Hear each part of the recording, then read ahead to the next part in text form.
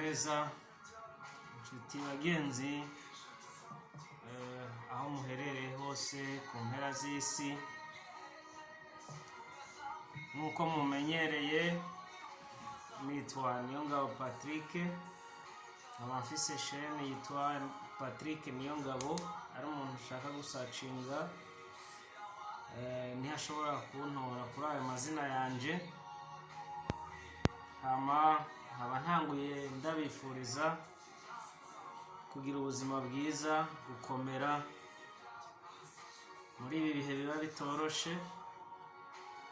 Nkomeza guhoza canke nihanganisha abantu mwese muri lockdown canke muri mu gihe cyo kuguma mu rugo.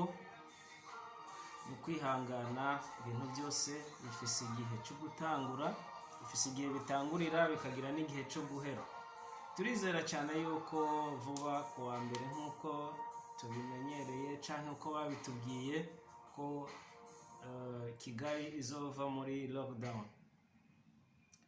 Yego, nkaba ndabashimiye kuba munkurikirana, kuba mukomeza kunshigikira nanje canke mwishigikira namwe, kuko ibintu byose ni magiriranire, ni gushigikirana. Mu gihe muriko murashaka kwiga, muriko mugira neza ku bwanyu, kandi nanje muri kugira neza, kuko ibyo ndabasangiza biba binyereka ko hari abantu bigirira umumaro, hari abantu babyifuza, hari abantu bishobora gufasha. Nuko rero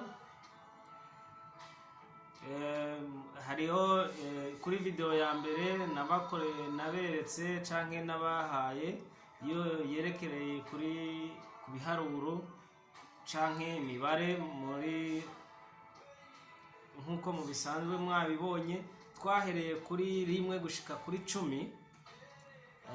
Ariko ubu naho nari nashatse kubategurira icigwa cyo ku biharuro nyene canke ku mibare kuva kuri 1 gushika kuri 10, ariko mu buryo bundi bwo guharura, kuko mu buryo twaharuye duharura ngo 1 2, ariko ubu duharura ngo ubwa mbere ubwa kabiri.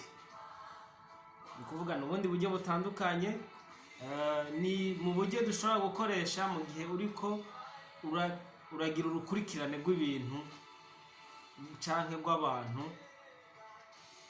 ukurikije urutonde, canke ni nka kiriya gihe dushobora kuba turiko nko muri class canke mu masomo aho baba bari gutanga nka bulletin, canke bari ko baraharura dufate hariho uri kurinjiza nk'abanyeshuri mu ishure, ukavuga ngo wa mbere wa kabiri.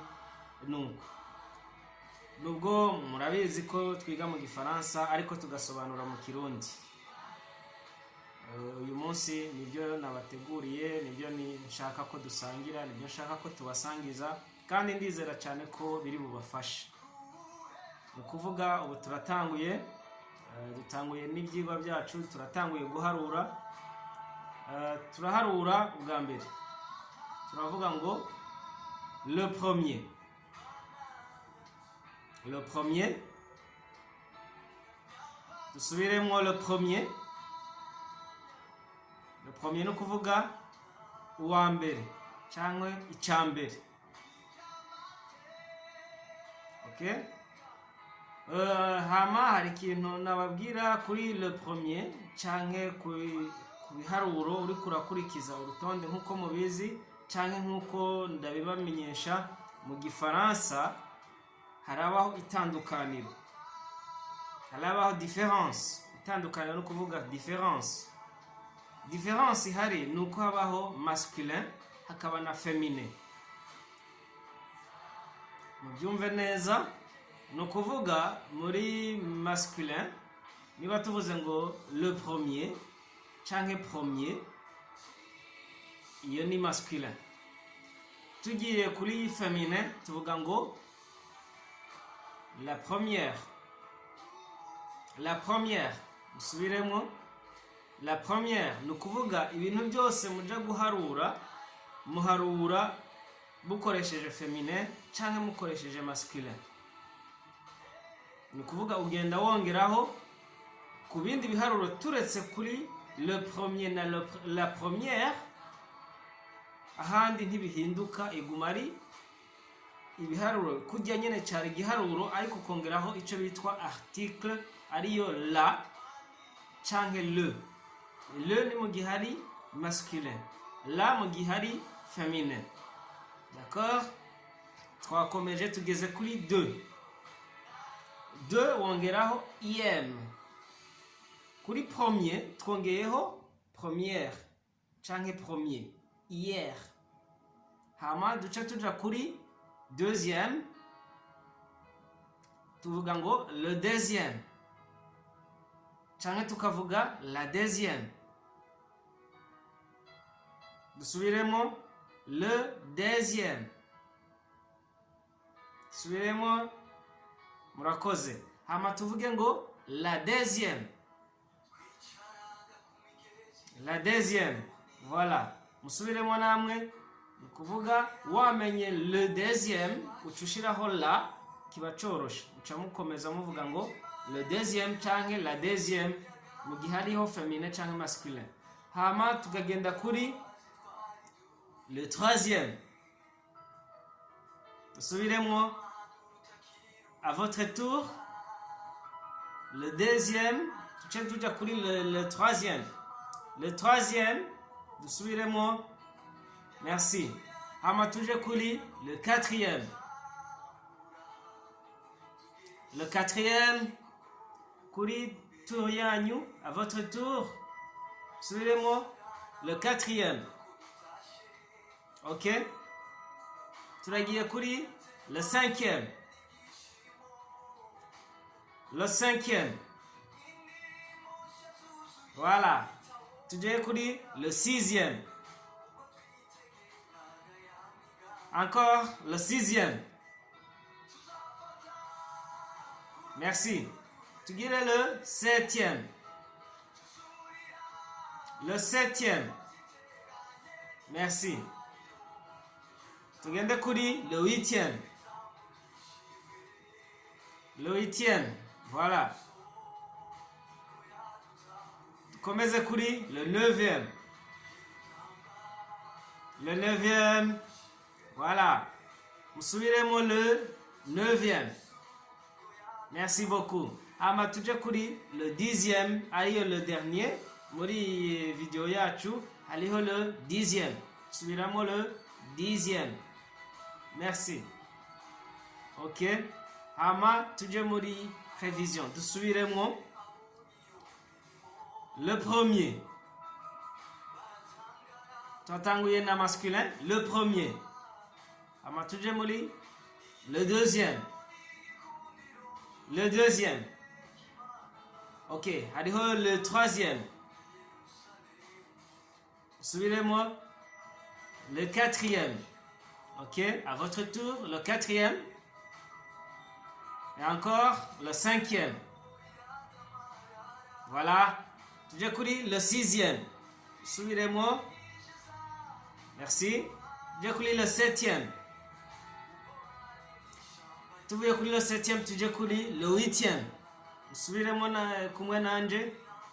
OK. Tuvuye kuri le huitième, turaja kuri le neuvième. Et enfin, le deuxième. Voilà. Aho tukaba duhejeje kuri masculin. Kubijanye guharura canke guhamagara ukurikije urutonde kuri masculin. Ibintu biri masculin. Hama tugaca tuja kuri féminin. Féminin naho uravuga la première. OK? Musubiremo la deuxième. OK? Musubiremo la troisième. Musubiremo. Merci. La quatrième. Musubiremo. Voilà, la cinquième. Merci. Gusubiramo mujana nanje ndabyizeye. OK, la sixième.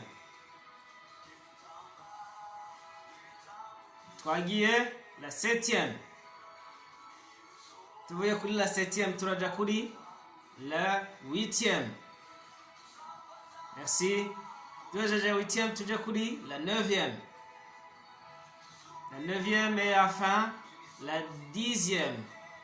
Voilà. Hama icyo nashaka kubamenyesha nuko uriko uraharura nta kwigora.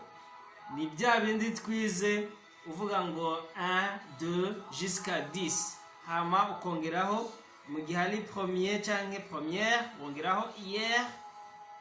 Hama kuri ibindi byose ibindi biharuro ukongeraho im. Murakoze. Mugire pratique mubisubiremo. Hama ndizera neza ko muzoza murabivuga neza kandi muri ko muravuga igifaransa bizoborohera, bizoba byoroshe pe.